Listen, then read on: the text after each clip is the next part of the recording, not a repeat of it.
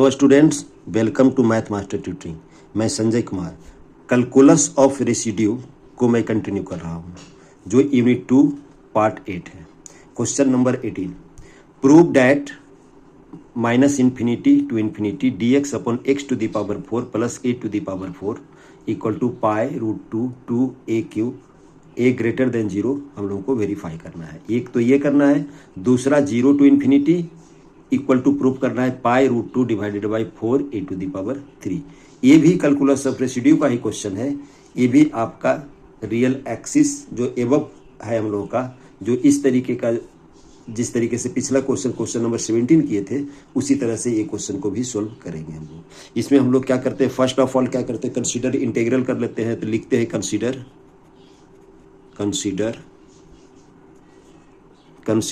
The integral consider the integral c f z dz। जहां पर देखिए वेयर एफ जेड का जो वैल्यू है आपका, एफ जेड के वैल्यू है 1 अपॉन, जहां पर x है वहां पर हम लोग z लेंगे, जो z to the power 4 plus a to the power 4 and c is closed contour consisting of toe and upper half of the large circle modulus z is equal to r and real axis from minus r to r। यहाँ पर c क्या है, फिर c is लिखते हैं हम लोग, c ऐसे लिखते हैं, c is consisting of toe, इसको टो पढ़ते हैं, the upper half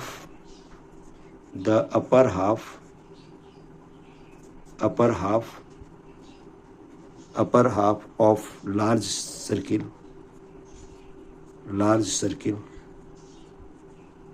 modulus Z equal to R. Large है तो आर टेंड्स टू इन्फिनिटी ही होगा। एंड रियल एक्सिस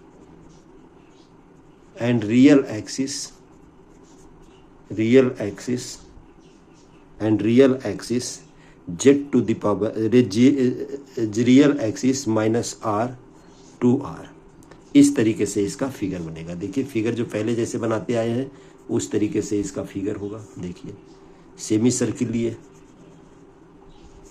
यहाँ पर बाई एक्सिस लिए, यहाँ पर एक्स एक्सिस लिए, यहाँ पर 0 लिए, यहाँ पर माइनस आर लिए, यहाँ पर आर लिए, तो माइनस आर से आर तक ले जाएंगे और एक टो होगा यहाँ पर, इसको टो कहते हैं, इसको बाई एक्सिस कहते हैं हम लोग। इस तरीके से यहाँ पर क्या हो जाएगा, कंसिस्टिंग ऑफ टो, ये टो हो गया, कंसिस्ट कर गया upper half circle, upper half and large circle modulus Z equal to R, और दूसरा माइनस आर से आर तक हम लोग का इस तरीके से लेंगे। इस तरीके से आपका हुआ। यहाँ पर फर्स्ट ऑफ ऑल हम लोग पोल फाइंड आउट करेंगे, तो लिखेंगे poles of F Z are given by poles कैसे फाइंड आउट करते हैं, जैसे हम लोग कर रहे थे, Z to the power 4 plus A to the power 4 equal to 0। Therefore Z to the power 4 equal to minus A to the power 4, और इसको लिख सकते हैं ए टू द पावर 4, इसको लिख सकते हैं हम लोग E to the power 2n pi iota into E to the power pi iota. E to the -1 के जगह पर हम लोग E to the power pi iota लिखे, ये जनरल सोल्यूशन के नाम से लिखे, E to the power 2n pi iota into A to the power 4। तो आपका जेड क्या हो जाएगा, जेड इज इक्वल टू 1/4 से डिवाइड कर देंगे तो क्या हो जाएगा, देखिए डायरेक्ट हम लोग लिख रहे हैं ए टू द पावर 4 का 4th रूट हो जाएगा A E to the power 2n plus 1 pi iota. ये हो गया आपका जेड का वैल्यू, जहाँ पर n का वैल्यू आपका है 0, 1, 2 और 3। n का वैल्यू 0, 1, 2 और 3 है। अब हम लोग लेते हैं n, if n is equal to 1, sorry n is equal to 0 पहले लेते हैं, तो z का वैल्यू आएगा a E to the power pi आयोटा/4।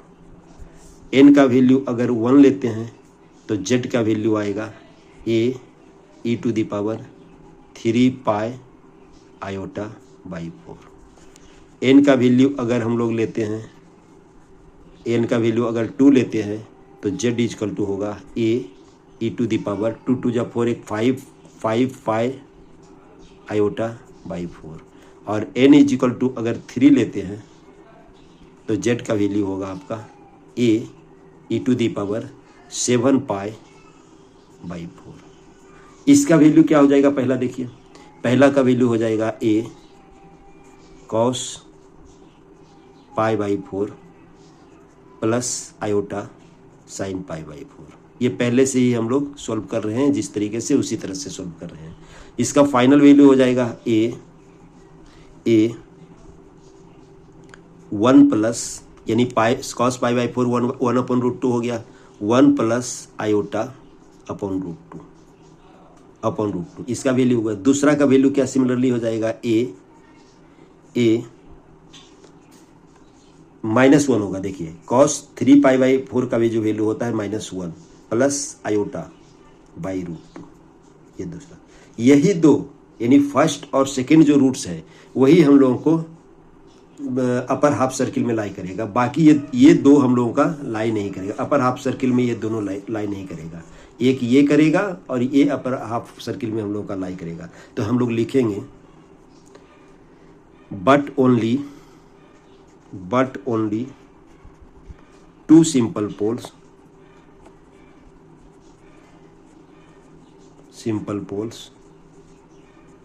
z is equal to a 1 plus iota by root 2 and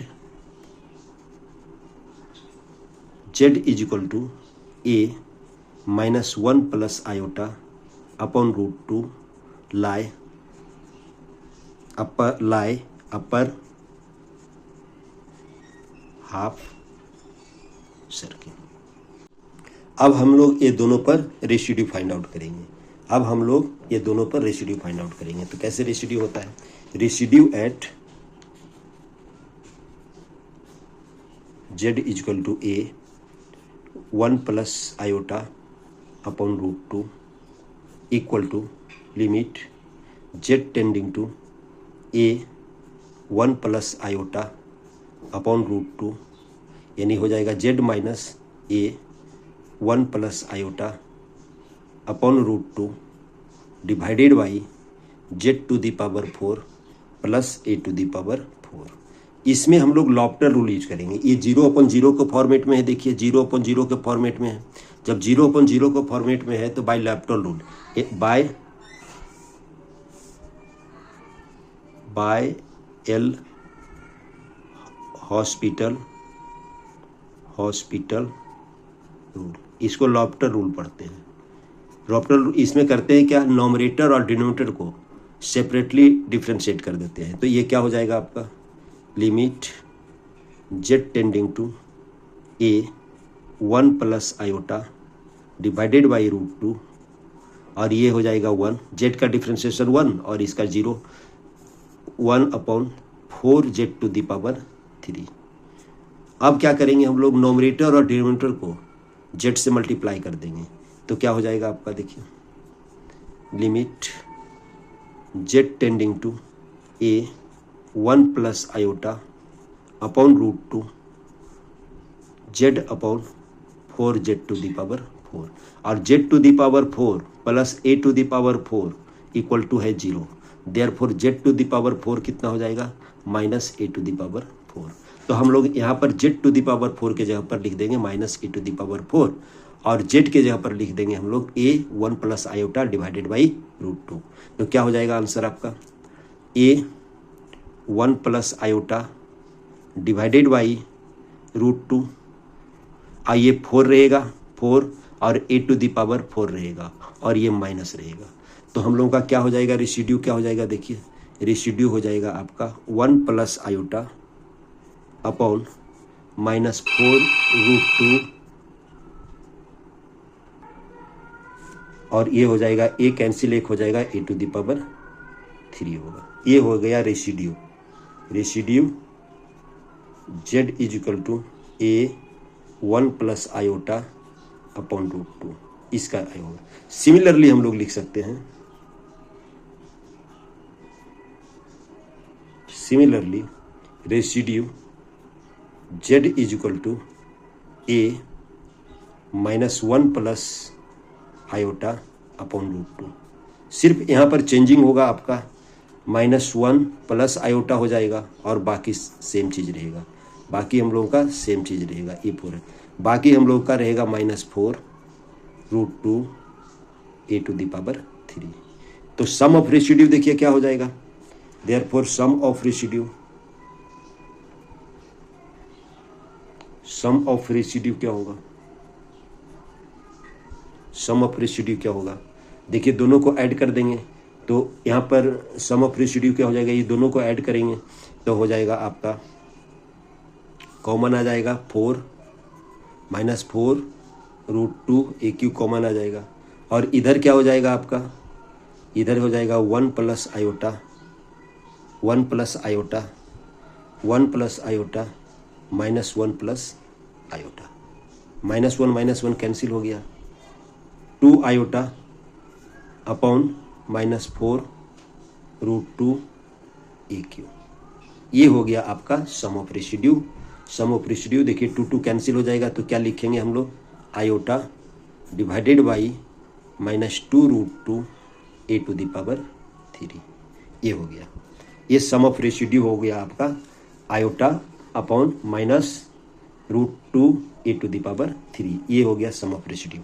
अब हम लोग बाई कूसी रेसिड्यू थ्योरम से क्या जानते हैं, बाई कूसीज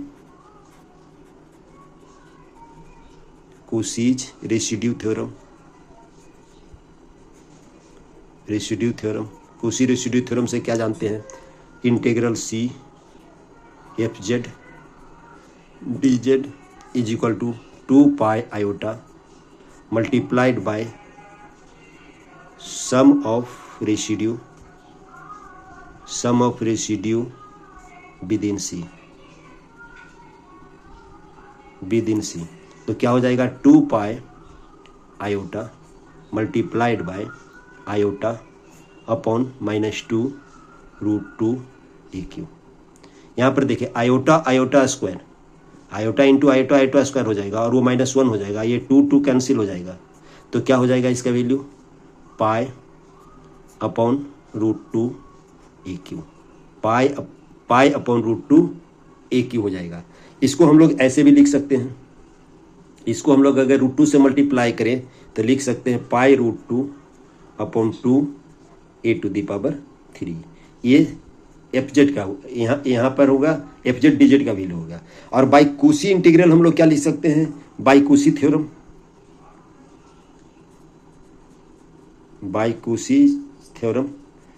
थ्योरम हम लोग क्या लिख सकते हैं, देखिए इंटीग्रेशन C fz dz को हम लोग लिख सकते हैं इस तरीके से, integral to fz dz plus integral -r to r fx dx equal to pi √2 upon 2 a⁻3। ये देखिए कैसे लिखे हम लोग, ये हम लोग कैसे लिखे हैं बाई कूसी थ्योरम से, देखिए यहाँ पर हम लोग लेंगे ये टो का इंटीग्रेशन, जब टो का इंटीग्रेशन लेंगे तो fz dz होगा, उसके बाद -r से r तक लिमिट लेंगे तो fx dx होगा, तो एक पार्ट ये हुआ और एक पार्ट ये हुआ, यही दोनों पार्ट के कारण हम लोगों का ये 2 इंटीग्रल में ब्रेक हुआ, fz dz -r fx dx, ये इक्वेशन 1 सपोज कर लिए। अब दोनों तरफ हम लोग लिमिट लगा देते हैं, taking r tending to infinity, taking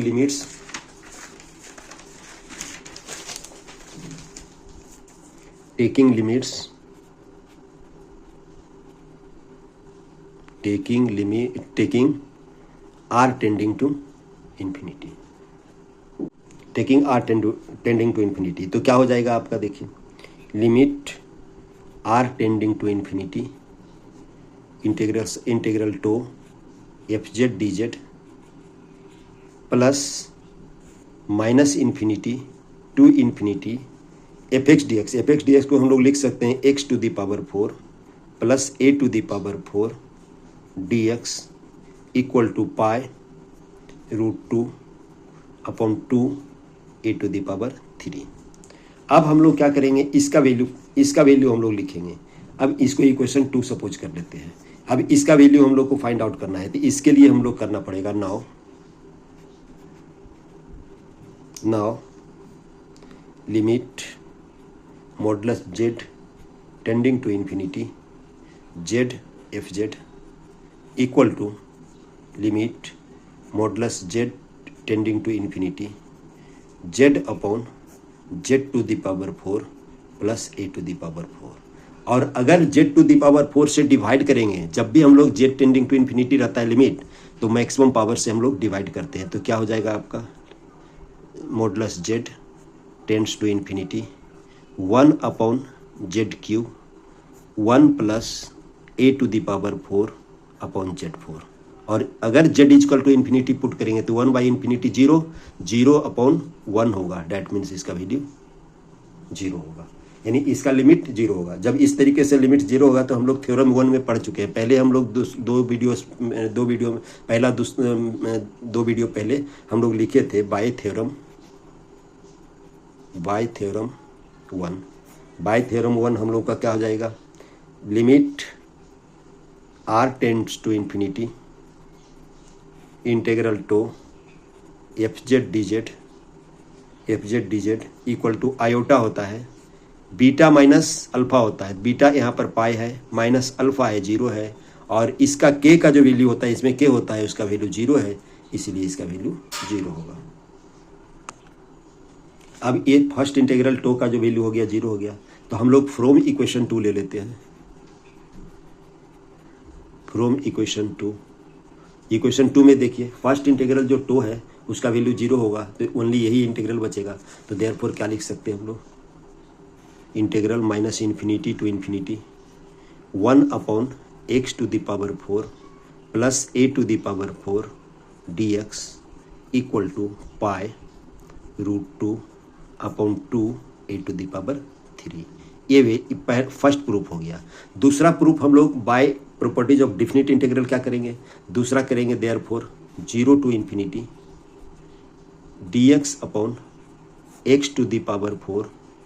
plus a⁴ is equal to √2/4 a⁴, यानी 2 से डिवाइड हो जाता है। ये by properties of definite integral. इसी तरह से दोनों का प्रूफ हम लोग करेंगे। इसके बाद स्टूडेंट्स एक क्वेश्चन और लेते हैं।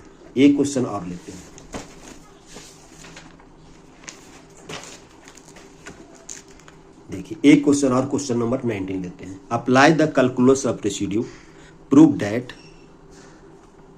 Integral 0 to infinity cos mx divided by x² plus a² dx। ऐसा अगर क्वेश्चन रहता है cos mx/x² प्लस a² इस फॉर्मेट में, या cos या साइन कुछ भी रहता है नॉमिनेटर में, तो हम लोग इसमें जॉर्डन लेमा का यूज करते हैं, और इंटीग्रल भी कंसीडर अलग तरीके से करते हैं। तो यहाँ पर जॉर्डन लेमा देखिए क्या कह रहा है। जॉर्डन लेमा याद रखना पड़ेगा। जॉर्डन लेमा हम पहले से लिख चुके हैं।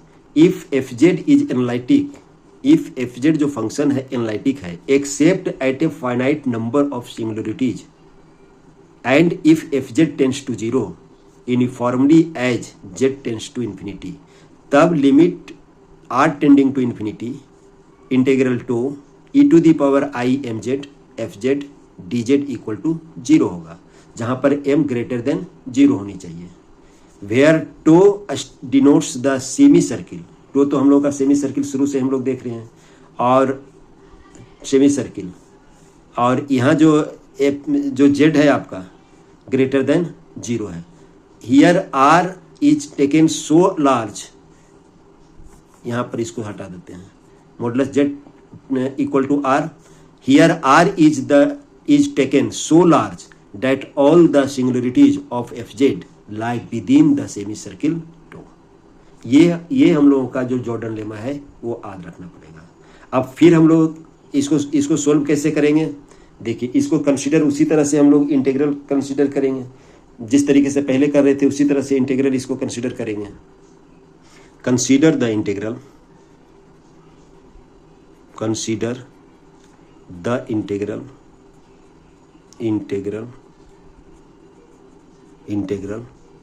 सी एफ जेड डी जेड, ये हम लोग पहले से ही हम लोग सपोज करते हैं। Here F Z is equal to, here F Z is equal to, यहाँ पर थोड़ा सा चेंजिंग होगा। अगर यहाँ पर कॉस रहेगा या साइन रहेगा तो हम लोग को एफ जेड का जो वैल्यू लेना पड़ेगा, एफ जेड का वैल्यू लेना पड़ेगा E to the power I M Z divided by Z square plus A square. ये तो वही चीज़ ले रहे हैं, एक्स के जगह पर हम लोग जेड ले रहे हैं, लेकिन जैसे ही कॉस एम एक्स या साइन एम एक्स रहता है तो E to the power I M Z लेंगे। और सी क्या है आपका, सी वही चीज़ है जो पहले लिखते आए हैं, C is closed contour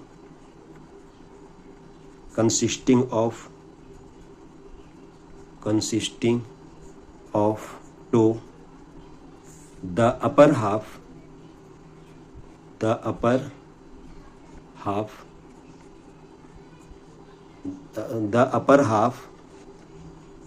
of large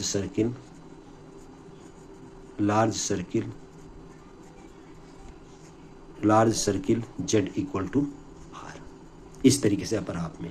and real axis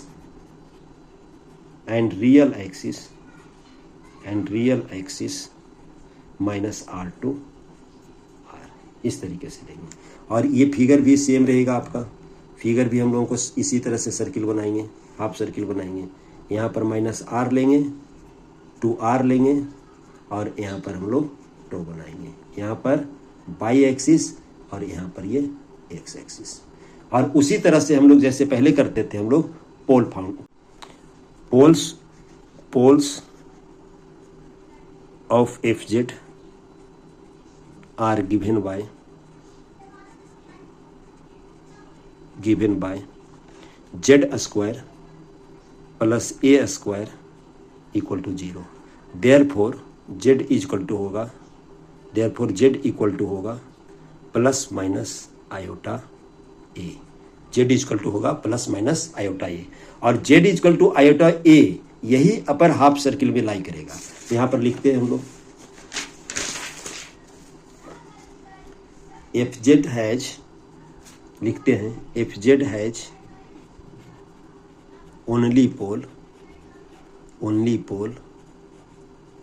Z equal to iota A lies inside C, inside C में लाई करेगा आपका only Z equal to iota. तो हम लोग को रेसिड्यू कहाँ फाइंड आउट करना पड़ेगा, तो हम लोगों को residue Z equal to iota A का फाइंड आउट करना पड़ेगा। तो क्या लिखेंगे, limit Z tending to iota A Z minus iota A upon into F Z. और एफ जेड का वैल्यू क्या है आपका, देखिए limit Z tending to iota A Z minus iota A, और एफ जेड का वैल्यू है E to the power iota M Z divided by Z plus iota A into Z minus iota A. और Z minus iota A cancel हो गया। जब हम Z equal to iota A इसमें रखेंगे तो क्या हो जाएगा आपका, E to the power minus M A, क्योंकि आयोटा स्क्वायर इक्वल टू -1 होगा, अपॉन 2 आयोटा ए, चूंकि आयोटा स्क्वायर क्या हो जाएगा -1, यानी रेसिड्यू हो गया आपका Z equal to iota A का रेसिड्यू हो गया आपका E to the power minus M A divided by 2 iota A. तो बाई कुशी रेसिड्यू थ्योरम क्या लिखेंगे हम लोग, बाई कुशी रेसिड्यू थ्योरम क्या लिखेंगे, now by Cauchy's residue theorem क्या लिखेंगे, पहले जैसे लिखते आ रहे थे, integral C F Z D Z equal to 2 pi iota multiplied by sum of residue within C, इस तरीके से लिखेंगे हम लोग। तो 2 पाई आयोटा हो गया, मल्टीप्लाई सम ऑफ रेसिड्यू क्या हो गया, E to the power minus M A divided by 2 iota A. और 2 आयोटा कैंसिल हो जाएगा तो क्या बच जाएगा, देखिए बच जाएगा आपका pi E to the power minus M A divided by A, divided by A. 2 iota cancel तो पाई बचेगा, डिवाइडेड बाई ए बचेगा। हम लोगों का क्या हो जाएगा, आपका सम ऑफ ये integral C F Z D Z का वैल्यू होगा। और इसको हम लोग बाई कुशी थ्योरम से क्या लिखेंगे, बाई कुशीज थ्योरम। अब कुशी थ्योरम, ये कुशी रिचडी थ्योरम था, कुशी थ्योरम से हम लोग क्या लिखेंगे, अब देखिए कुशी थ्योरम से हम लोग क्या लिखेंगे, कुशी थ्योरम से लिखेंगे इंटीग्रल टो, उसी तरह से फिगर में जैसे एक अपर हाफ सर्किल लिए टो, F J upper half circle के लिए एफ जेड डी जेड लेते हैं हम लोग, और रियल एक्सिस के लिए लेते हैं हम लोग माइनस आर से R F X D X equal to pi E to the power minus A M A upon A. ये हम लोगों का इक्वेशन 1 हुआ, इस तरीके से हुआ। अब हम इसमें लिखेंगे 1 नहीं लेते हैं, इसको 1 दूसरा लेंगे। अब लिखेंगे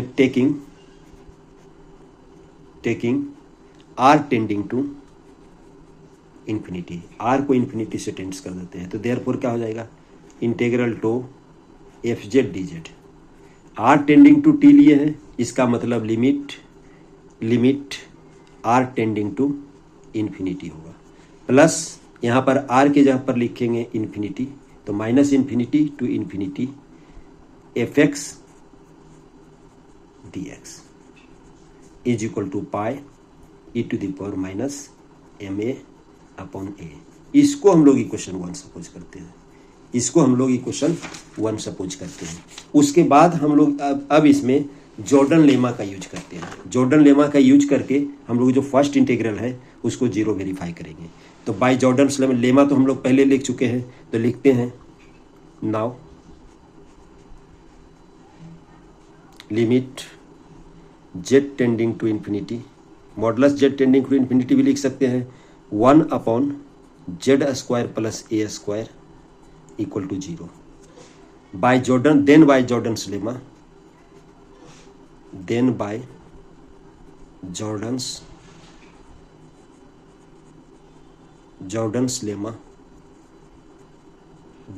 लेमा हम पहले लिख चुके, यहाँ पर लिखना पड़ेगा लेमा। लिमिट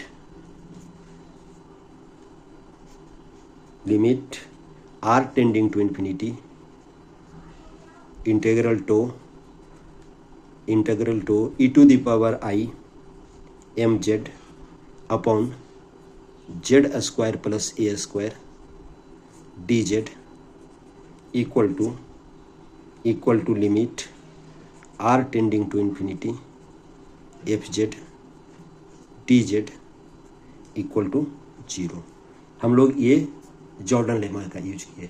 जब हम लोगों को limit R tending to infinity E to the power I M Z Z square plus A square D Z अगर 0 होगा तो फर्स्ट इंटीग्रल आपका क्या हो जाएगा, 0 हो जाएगा।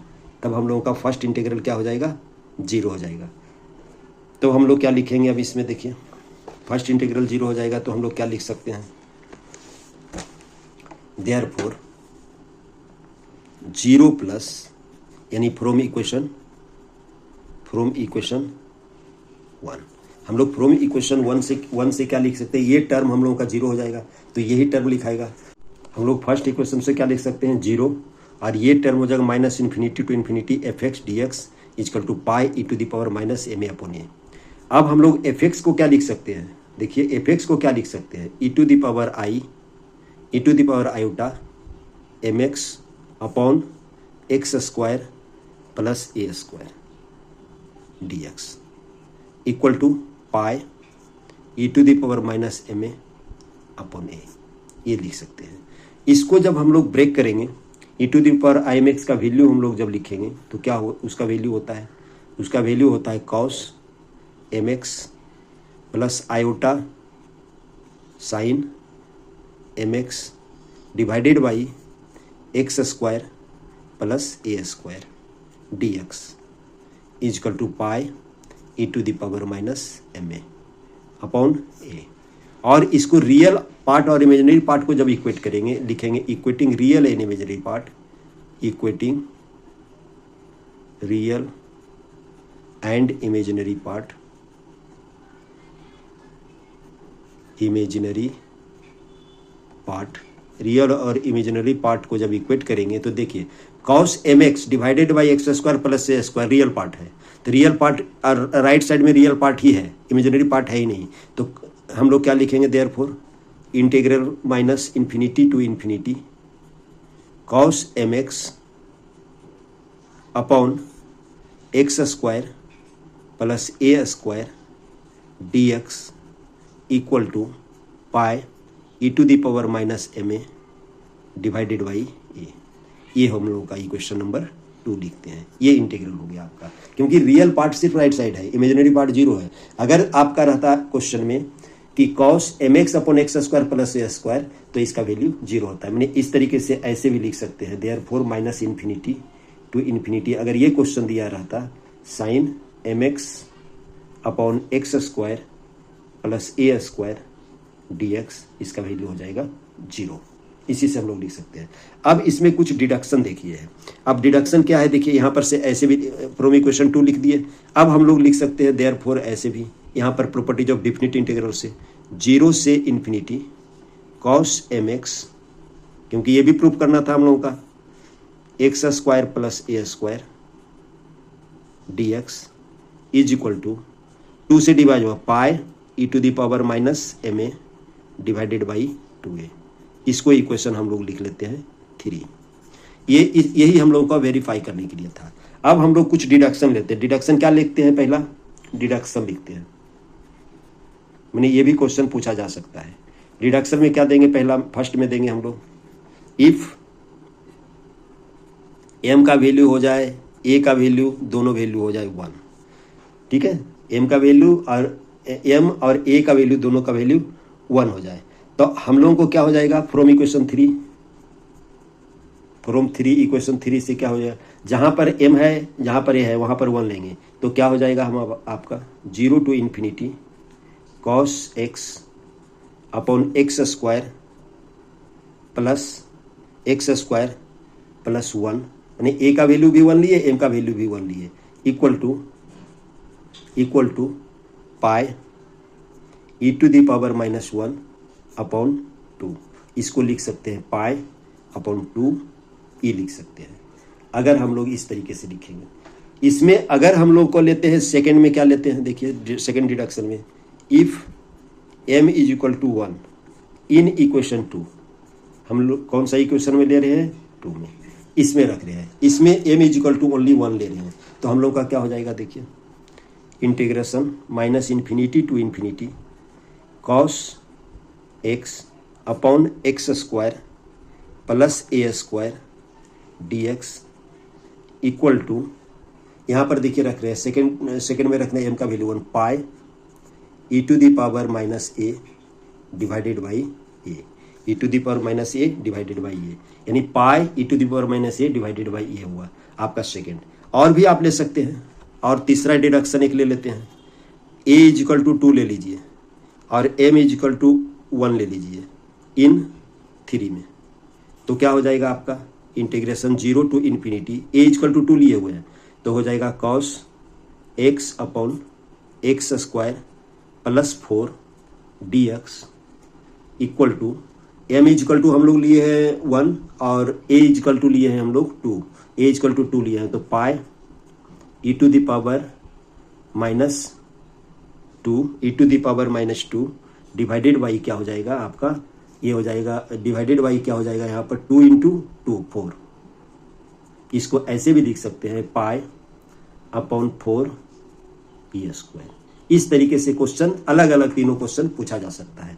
ओके स्टूडेंट्स, ये पहला क्वेश्चन ऐसा भी क्वेश्चन पूछा जा सकता है, ऐसा भी पूछा जा सकता है और इस तरीके से भी क्वेश्चन पूछा जा सकता है। तो हम लोग क्वेश्चन वही करेंगे, जनरल क्वेश्चन बनाएंगे हम लोग 0 to infinity cos M X upon X square plus A square pi E to the power minus M A divided by 2, ये जनरल क्वेश्चन बनाएंगे और उसी में ए और एम का वैल्यू हम लोग को सब्स्टिट्यूट करें। ओके स्टूडेंट्स, इस तरीके से क्वेश्चन आता है। नेक्स्ट क्वेश्चन हम अगले क्लास में करेंगे।